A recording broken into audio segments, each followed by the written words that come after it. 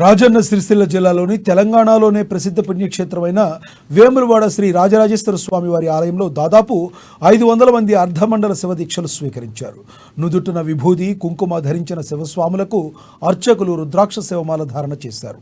శివరాత్రి ముందు శివుడి మాల ధారణ చేసి శివరాత్రి నాడు లింగోద్భవ సమయంలో మాల విరమణ చేస్తారు.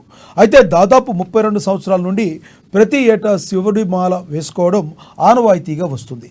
మానవుడు భగవద్దీక్ష కలిగి ఉంటే అరిష్టాలు తొలగి సిరి సంపదలు సుఖ సంతోషాలు కలుగుతాయని భక్తుల యొక్క విశ్వాసం. దీక్షలో అత్యుత్తమమైనది శివదీక్ష. లయకారుడైన శివుడిని రూపం ధరిస్తే మోక్షం కలుగుతుందని భక్తుల నమ్మకం. అందుకే శుభకరుడైన మహాశివుడిని భక్తులు కొలుస్తారు. శ్రీశైలంలో మొదలైన శివదీక్షలు వేములవాడ వరకు విస్తరించాయి.